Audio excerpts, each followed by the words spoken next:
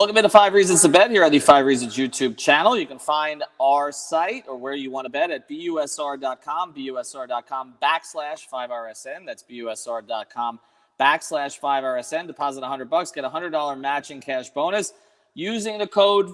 Well, you don't need a code. Just go to busr.com/5RSN. If you did this yesterday with Jim's pick of the Bucks in the first half, you would have been a winner. Always play the home team, and now we've got a series in the NBA Finals. We'll get to that in a second, but the All-Star break is upon us. Acuna didn't make it to the break. Poor him. I know Marlins fans are very upset about that, and as are Dodger fans, I'm sure, which I've got one of them here. But the Home Run Derby should be interesting nonetheless. What do you like? Well, first of all, we bet at the beginning of the year the Marlins under 71 wins, so I think we're trending toward that area. But listen, it's the Home Run Derby, and it's in Denver. It's at Coors Field, and I have been told they are not humidifying the baseballs, so it's going to be flying out of there. Now, the first thing I thought of is, well, Trevor Story, who is a Rocky, is playing, so he knows the ballpark.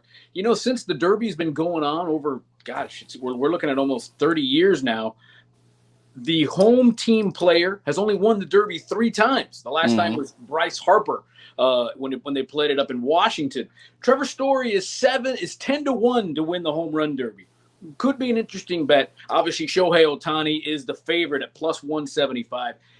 Baseball, for some reason, more than any other sport, Ethan, there's always some sort of cyclical good story that ends up winning. And I'm focusing on Trey Mancini of the Orioles. The guy beat colon cancer. He's clearly going to be the comeback player of the year. He's having a great season, and he is 12-1 to win the Home Run Derby. He is the biggest long shot to do it. I got a lot of cash on Mancini today. And what I like also is first round. Will Trey Mancini hit over 16.5 home runs in that first round? It's minus 105, almost even money. I'm going to roll with that. So I like Mancini, even though Ohtani is the favorite. It'll probably be Joey Gallo and Ohtani, but I like that Mancini if you're looking for a long shot underdog to win the Derby. That'd be the first thing that the Orioles have won in a whole long time, too. That would be nice for them. Well, Miguel Tejada was an Oriole, and he won the Home Run Derby when he was in Houston. Yeah, I still think if Tejada is an A, but that's okay. Guys move around too much these days. Let's get to the NBA, though. I mentioned the Bucks and the Suns, and that you had the Bucks right last night. It's now 2-1. Giannis has gotten his feet under him in this series. It's turned things quite a bit. I was reading some stats today that basically neither team can play without a particular player right now. The Bucks without Giannis have been bad in this series, and the Suns without Ayton have been bad in this series. When they've both been on there, it's been about even. But looking ahead now, Game 4 in Milwaukee, chance to tie the series. What's the number, and what's kind of your early feel for this? Well, first of all, where is Scott Foster? That's what we need to know. Where is referees? And that is the most unbelievable trend. What is it? 12 straight playoff losses for Chris Paul. Yeah. When Scott Foster is the referee, and he was the referee in Game 3. Right now, the Suns are the underdog. It's Suns +4, 220.5 is the over/under. If you bet the under in Game 3, you barely squeezed it in. It was 221 and it came in at 220. So they're trying to teasing you again with the 220. Listen, this is so reminiscent of the Bucks-Nets series that the Nets obviously blew their lead.